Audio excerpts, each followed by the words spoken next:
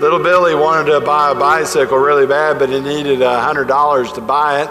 Must have been a nice bicycle. And his mom told him that he ought to pray about it and pray and ask God for it. And so he did pray, but he decided to write God a letter and ask God, requesting the $100 for the bicycle. So when the postal authorities received the letter addressed to God, USA, they decided they would send it on to President Trump. And President Trump was so impressed and touched and amused that he instructed his secretary to put a $20 bill in the letter and send it back to him. And of course, President Trump thought that this would appear like a lot of money to a little boy. And Billy was delighted to get the $20. And he decided he'd sit down and write a note to God, about the $20 he'd received. And he said, "Dear God, thank you very much for sending the money. However, I noticed that for some reason you had to send it through Washington, D.C., and as usual, they deducted $80. Thank you, Billy." But I'm going to speak on a subject today that the church is repeatedly warned not to be involved in, and that is the subject of politics, but to be more specific today on how God and government work together. I think it's a very important message. It's right in the scripture, Mark chapter 12 there.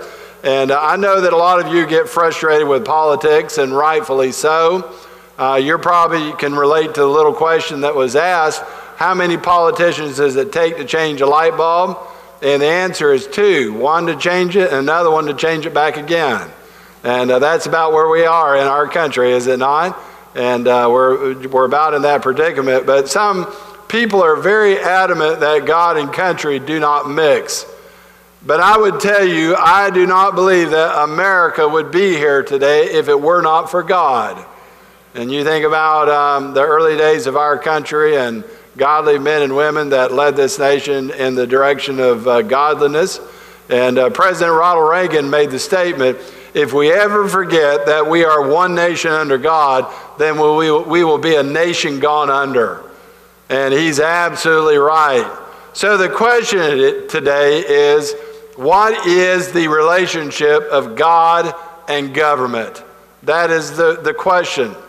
Now, whether you're a Republican or a Democrat or a Libertarian or independent, God tells us basically in one sentence the relationship between God and government.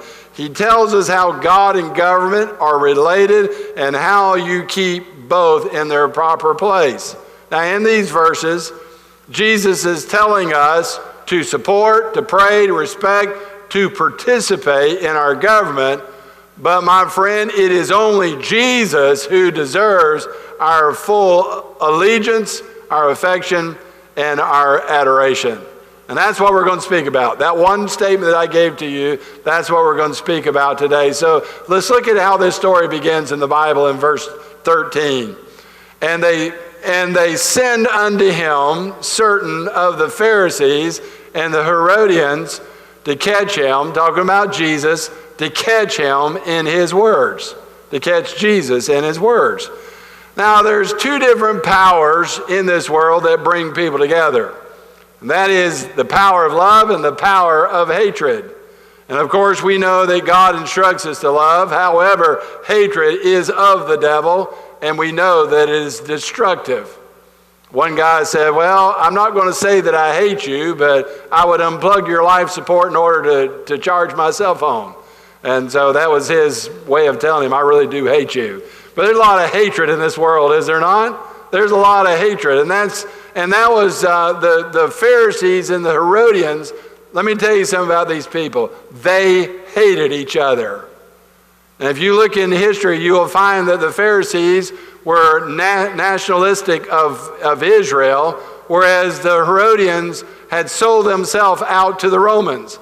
You'll find that the Pharisees were conservative and the Herodians were liberal. The Pharisees represented resistance to Rome, whereas the Herodians represented accommodating Rome.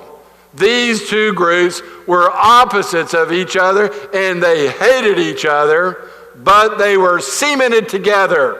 And why were they seemingly together? Because they had a greater hate for Jesus. Even though they hated each other, they hated Jesus more.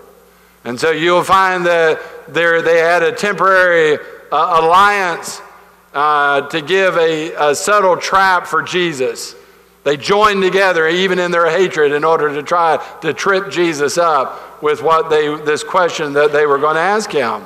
They would ask him a question that was so religiously and so politically hot that either way he would answer it, it would either get him in trouble with the Jews, or it would get him in trouble with the Romans. Which would it be? One of these two ways it would get him in trouble. It was the most inflammatory question, politically speaking, that probably perhaps could have been asked 2,000 years ago. So we look in the Bible here in verse 14. And when they were come, they say unto him, Master, we know that thou art true, and carest for no man. For thou regardest not the person of men, but teachest the way of God in truth. It is lawful to give. Is it lawful to give tribute to Caesar or not? Shall we give or shall we not give? In other words, they're saying here, should God people pay taxes and support an idolatrous pagan government when the emperor himself even claims that he is God? This is a question that they're asking. It's a trick question that they're asking him. Their lips drip with insincere flattery as they attempted to appear as innocent inquirers. And yet we know that they were not. They were filled with hatred towards Jesus. They really thought that they had Jesus in a trap here because they thought that if he said, go ahead and pay the taxes, that his own people would say, you traitor, here it is, you're telling us to pay taxes, you're wanting us to worship God, but then turn around and give money to one who claims that he is God. That's what they thought, that they would catch him that way if he said pay the taxes. But yet they thought also that if he said don't pay the taxes, that the government would see him as some type of terrorist or some freedom fighter or something of that nature, and they would report him to the authorities, and the authorities would come along and put him in jail because of his rioting against the government. So you see that they thought that they would catch him in either way that he would answer the question here. Well, the answer to this question, I would tell you, is still a religious and political hot issue. Now, I would like for us to learn today, because Jesus, of course, being God, he always knew how to answer. He always had the right answer. It's amazing to me as you read through the Gospels in the New Testament of how many times that all these different ones that came and tried to trip Jesus up with what he had to say, and they have to walk away with their head shaking because he always had the right answer and they didn't know how to deal with it. So let's look at what we learned from Jesus' answer today. First of all, we learned we should financially pay for our government. That's what we learned from his answer. Remember, their question was, is it morally right to pay taxes to Caesar or not? So what is the answer? Look with me in verse 15. But he, knowing their hypocrisy, said unto them, why tempt ye me? Bring me a penny that I may see it. And they brought it. And he saith unto them, whose is this image and superscription? And they said unto him, Caesar's. And Jesus answering said unto them, render to Caesar the things that are Caesar's.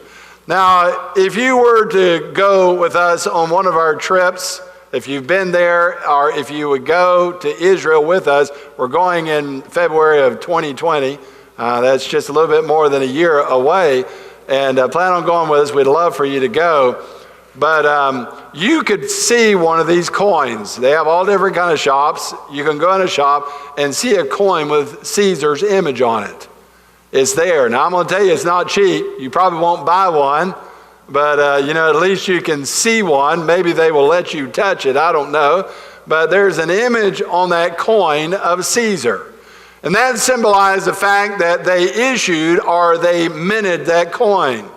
That coin represented a monetary system where people could do business. We as Americans, we understand this aspect of that.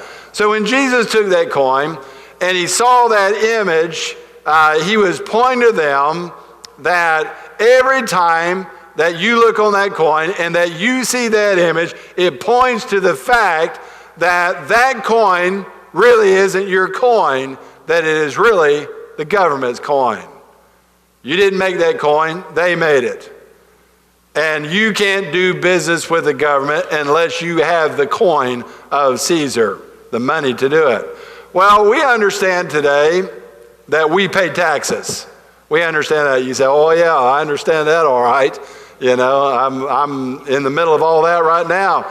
They say that there are people who complain, the people that complain about taxes can be divided into two categories or two divisions, men and women. And so that's who complains. We all complain about it. I'm sure we do. I like what Austin O'Malley said, in levying taxes and in shearing sheep, it is well to stop when you get down to the skin. But it seems like that they, sometimes with taxes, they go deeper than the skin. Sometimes we feel that way, do we not? But we may not like taxes, but I'm going to tell you, we need to think about what taxes, when we pay our taxes, what it provides for us. Our taxes give us clean water and sewage, roads to drive on, international defense for our military, domestic protection through our police, our fire, our courts, all these things. And that's the reason why the Apostle Paul said in Romans chapter 13 and verse 1, let every soul be subject unto the higher powers, for there is no power but of God. The powers that be are ordained of God. And so it is God who allows governments to go on today. Next time you get worrying about what direction our government, our country is going in, remember God's in control. Don't think he is not in control. God knows what's going on in this world. Verse 4, it says, for he is the minister of God for thee for good. In other words, God uses the government in order to bring about good things for us. But if thou do that which is evil, be afraid, for he beareth not the sword in vain, for he is the minister of God. The government is the minister of God, a revenger to execute wrath upon him that doeth evil. And so God talks about government, that it is good and that it helps. So the Apostle Paul was saying we need to see government as God's servant. That's what he is saying. We need to see people who work for the government as God's servant. Our government does these things, protects us from enemies, safety in the homelands, all that. Our government does that so that we can enjoy life, liberty, and the pursuit of happiness. That's why the government does that. Now, you may not like this point, but here it is. If the government is God's servant, and if the government is under God's authority, we should pay our taxes. That's what the Bible is teaching us. You might not like that point. You might not like this statement. But according to what Jesus said, if you cheat the government, you're cheating God. That's what the Bible teaches us. Now, just as we give our tithes unto the Lord, Jesus said, you should give your taxes to the government. And I've already explained all of what we benefit from it. Now, let me make something plain. You say, well, do you, Pastor, do you enjoy paying taxes? I hear you talking about it. Well, I'm not going to lie to you. Nope, I don't. You know, I don't enjoy taxes. Well, will you ever enjoy paying taxes? Well, maybe when I get Alzheimer's. I don't know. That would probably be about the only time I would enjoy paying taxes. Arthur Godfrey said, I'm proud to be paying taxes in the United States. I could be just as proud for half the money. And which was a cute statement he had. But listen, Christian, I'm telling you today, all joking aside, we should be so grateful that we have an America to pay taxes to. We should be grateful. You know me. I've been to over 35 foreign countries, and I've seen things that's just so alarming. of what I've witnessed in other foreign countries. And I promise you, there is no other place in the world like America. There is no other place. There's some other places that are modern like America, but I promise you, no place in the world like America. And I thank God for this nation. I thank God for it. And I thank God that I can pay taxes to it, that we can have an America like this. Our nation isn't perfect. We know that. We're aware of that. But I promise you that there are people all over the world that are wanting to come to America. We witnessed that on the TV every day this week, did we not? Of people that are wanting to come to America. Some people, I'm not saying all, but some people would even be willing to pay taxes in order to be able to live in a country like this. Because America is such a wonderful place. We don't always agree on how our politicians spend our money. And yes, perhaps, maybe we are overtaxed. But Jesus said that we ought to pay our taxes because it is the way that we pay for our government. And then Jesus goes on and says that we should faithfully pray for our government. There's so much political controversy and chaos going on in our world today. Okay, can I get an agreement with that? You know that it's true. Some of you are really, you're older here. I better be careful there. I'm gonna get myself in trouble. And but some of you are really older, okay? And some of you remember back quite far, and you would probably tell me you never remember a time when there has been so much chaos and so much political controversy in our country. Some people, and I'll tell you one of the reasons why that I think it's that way, is because when I was growing up, we only had 3 channels. I didn't even admit that, you remember that. But news, which as kids, we could care less about that. We never watched it. But with news, it was at 6 o'clock at night. And if you could stay up that late till 11 o'clock, you watched it, the recap of it at 11 o'clock at night. It's on 30 minutes. That's all you ever saw. But you know what? We live in a day and time to where there are people, and I caution a lot of Christians, because I know a lot of Christians are involved in this. We live in a day and time to where people, they eat, sleep, and they live politics all day long. They're watching either Fox News or CNN or one of the other news broadcasts. They have it on TV, and they have it on all day long, and they're watching it. There are some people that are saying, I really like what's going on. And there are other people that are saying, I really don't like what's going on. There are people that are hollering, build the wall, chanting, build the wall. And there are others that are making the statement that Ronald Reagan made for a different reason, but they're saying, tear down the wall, tear down the wall. This is where we are in our country today. And do you ever get the feeling that could we just for one day have some peace and quiet in our country? Do you ever get that feeling? Could we just for one day just get along for one day and not have all the bickering and fussing and fighting that we have? Well, Paul says that there's the possibility of making this happen. He talks about in 1 Timothy chapter 2 and verse 1 and 2, I exhort therefore that first of all supplications, prayers, intercessions, and giving thanks be made for all men, for kings, for those that are in authority, that we may lead a quiet and peaceful life in all godliness and honesty.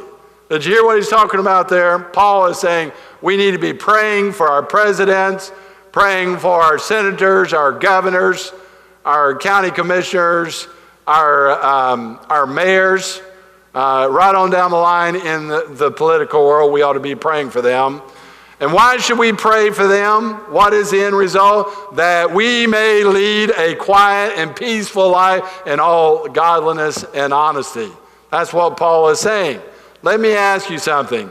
You think that this country would be better off if we started living in peace and quiet, living in godliness and holiness? I think you know the answer to that. We all agree on that. Paul said the way for that to happen is start praying for your leaders. That's what Paul said. Let me ask you this. And before you answer, it's a rhetorical question, but before you answer it in your mind, I will tell you that I'm guilty of it, and I think probably you are too. Probably 99% of people are guilty of this. But what do most of us tend to do about our leaders? What do most of us tend to do about our leaders? We criticize, we gripe, we condemn our leaders. Is that not true? Do we not do that? We all do that. However, if Paul's statement is true, then he is saying that 10 minutes of prayer for our leaders will do far more than 2 hours of criticism. It'd be better to spend 10 minutes in prayer for them rather than taking 2 hours to criticize what they are doing. You might say, well, Pastor, I didn't vote for them. I don't like them. I don't agree with them. Well, that's okay. You don't have to like them. You don't have to agree with them. You didn't have to support them by voting for them. The truth of the matter is, the more that you dislike someone, the more that you ought to be praying for them. That's what the Bible teaches us, and we need it for our own self and our own attitudes, because we don't have a good attitude about it. And I would go on and say that prayer, perhaps, if you would pray, perhaps your prayers would be the exact thing that would cause that person that you think in our country is leading our country in the wrong direction, that they would change in a direction that towards more godly policies and practices if you would just pray. How much do we pray for our leaders? I'm saying regardless of where you are in the political spectrum today, we all ought to be praying for our leaders. That's important. Number 3, we should fully participate in our government. We find here, Jesus said, render to Caesar the things that are Caesar's. Now, what did Caesar represent? He represented the government. And if we're not participating in our government, then we're not doing what God commanded us to do. God commanded us to participate. After we pray for our government leaders, then we should be selecting good people for our government. That's what we ought to be doing. And you know, as your pastor, time and time again, I've always, especially when it comes around election time, I can't preach this message next week, which would probably be more appropriate for next week, but we're starting into the chest of Joash, so I'm preaching it early. But I would tell you how important that it is for us to be good Christian people and good citizens of America by getting out, participating, and voting. It's important. I never cease to be amazed at people that criticize all the time, and they don't even make an effort to get out and vote. I just tell them, just shut your mouth. You know, you don't have a right to be talking about anything. You won't even do your civil duty of getting out and voting. So just don't say anything to me about it. I don't want to hear it. You know, you're too lazy to get out and do what you're supposed to be doing. I think that it's very important that we educate ourselves of where these different leaders stand. We have guides out here that we got in this week from a Christian organization that has researched into these. You'll see on our handout, make sure to pick one of those up when you go out.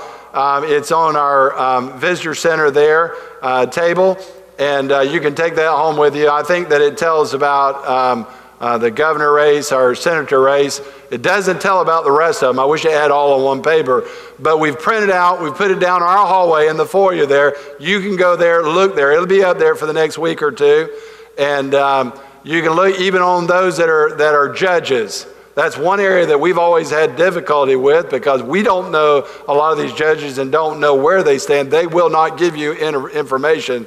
But this Christian organization has done research on their cases and found out of these that take a more biblical position and those who do not. And they give their recommendation. You can look at it. If you'd like to use it, feel free to use it. And also all the amendments that are on there. I think there are 13 amendments. And some of these are very important amendments. They're very important. It's important to get out and vote. Do you realize, I heard this week that they open up 3 marijuana places to get marijuana in the state of Florida this week. and one of them is in the city of Winter Haven. We're in the news that one of them is in the city of Winter Haven. And you want me to tell you why that happened? Is because the state of Florida didn't vote. People didn't get out and vote and stop that like they should. We're going to be suffering from that. They've already proven in the states that have legalized marijuana that there's 6% more higher rate in accidents than what they had before since they legalized marijuana. And so, but we need to vote. We need to educate ourselves. I'll just make this one statement concerning political issues, and it's a biblical issue.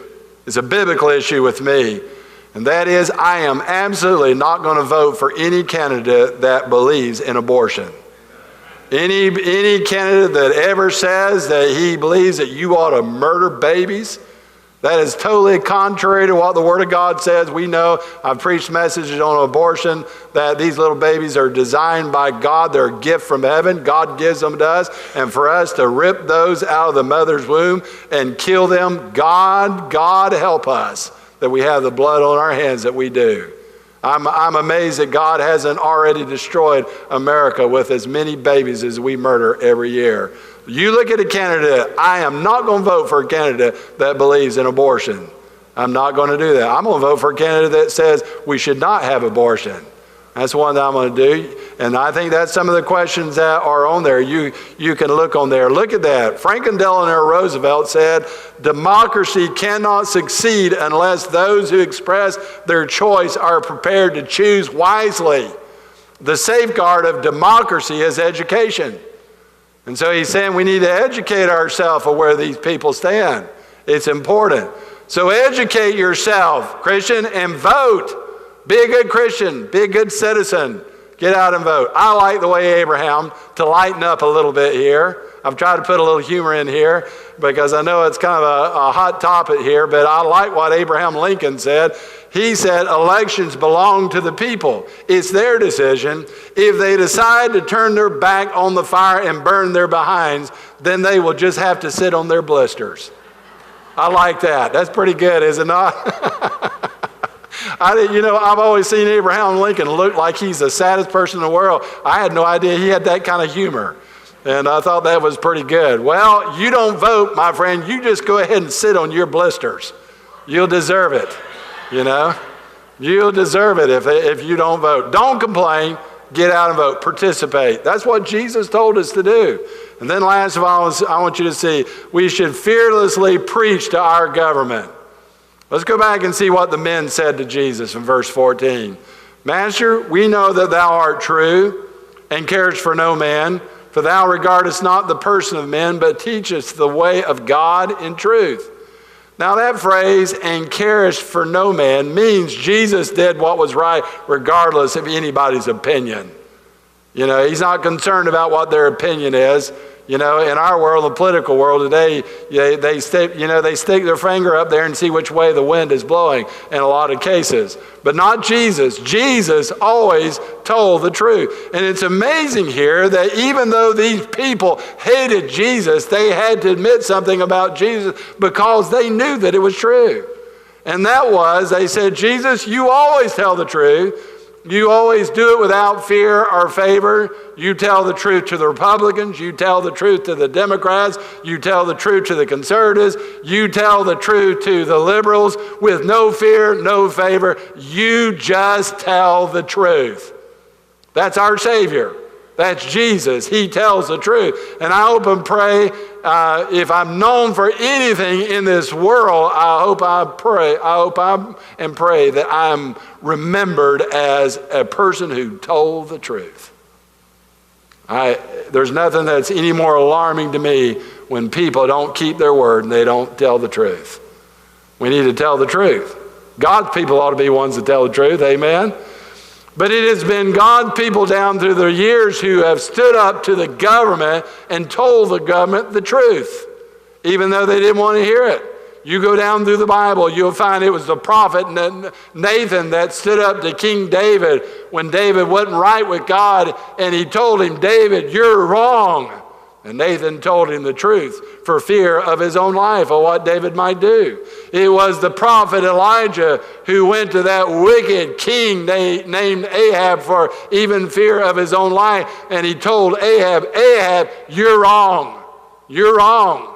It was the prophet of Micaiah who went before King Jehoshaphat and told him, King, you are wrong. You remember that whole story? One of the most amusing stories to me in the Bible. The king told about him. Yeah, I know that man. I hate him because he tells the truth. He never says anything good about me. That's what King Jehoshaphat said about Micaiah. But he told him, King, you're wrong. There was the prophet named Daniel that came to King Nebuchadnezzar and told him that it was wrong. It was John the Baptist, you remember, the forerunner of Christ, that stood before King Herod in his sinful life and told him, King, you're wrong. I would say we need some leaders today that will stand in their pulpits and preach against the moral corruption that is sweeping across our nation today. We need that. Hear me when I tell you, whatever is morally wrong cannot be politically correct. Listen to what Jesus went on to say. He went on to say, render to God the things that are God's. Now that one short statement made the Pharisees, the Herodians, all the Jews snap to attention, and they said, what did he say? Now, you might read right through it and not even see it, but I promise you, when all this was taking place, they were all alarmed by what Jesus said here. It was the first time that someone had said, there are some things that don't belong to Caesar.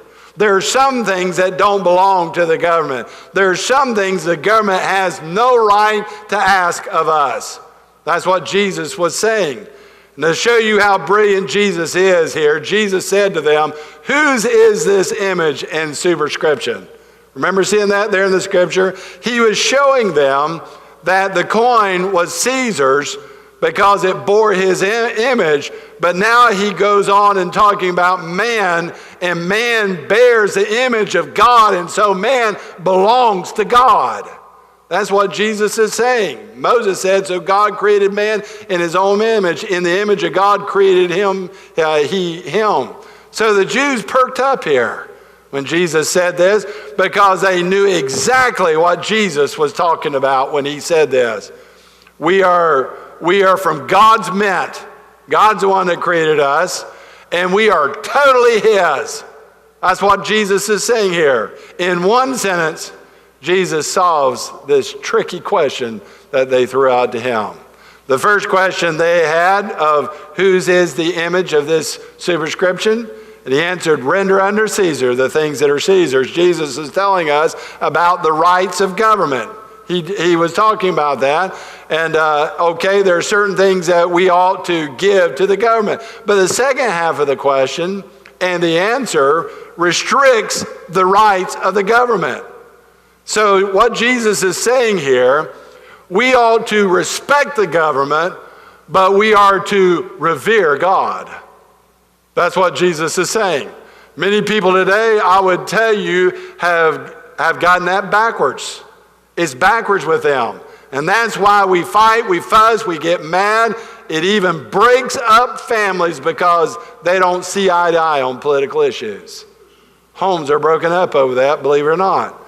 And that is because people have totally reversed of what he said that we should do. So to make it clear today, to recap as we close out here, it should be clear to us that our taxes belong to Caesar. Our prayers, we should be praying for our government. Our respect should be for our government, Caesar. Our participation to Caesar or to our government. That these things ought to be taking place. So what belongs to God?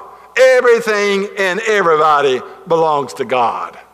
That's what Jesus is saying. So only God deserves our full allegiance. Only God deserves our devoted affection. And only God deserves our adoration. We should not adore anybody else, but only God Almighty. He's the one we adore. Later on, that same crowd of the Pharisees came to the disciples and told them to stop preaching Jesus or they would die. It didn't affect them. It didn't stop them because they knew they belonged to God. They belonged to Him. We're made in His image. We belong to Him. So they said, you know what? Do whatever you got to do, but we're going to obey God rather than men because we belong to God. We belong to Him. You know, there are just some things that don't belong to Caesar. And that's what Jesus was saying. It was alarming to them. There are some things that belong only to God. My friend, government, you can have my taxes, you can have my prayers, you can have my participation, I'll vote, but you can't have my heart because my heart belongs to God. It belongs to Him. Once you get that, I would say you won't fight over politics. Because, Christian, hear me, presidents come and go, kings and queens come and go, policies come and go, but Jesus just comes. He doesn't go. Thank God for that. Listen to me. The thing that is most important about us as Christian Americans is not that the government is over us, but that God is in us. That's the most important thing. And I hope you feel like I always preach the truth in love, because I really do attempt to do that. But I've preached today because I feel like what's going on in our world, this message, I'm bringing this because it's brought so much division, what's going on in our world. There's so much bitterness, so much anger and hate that is out there. People can no longer work with each other.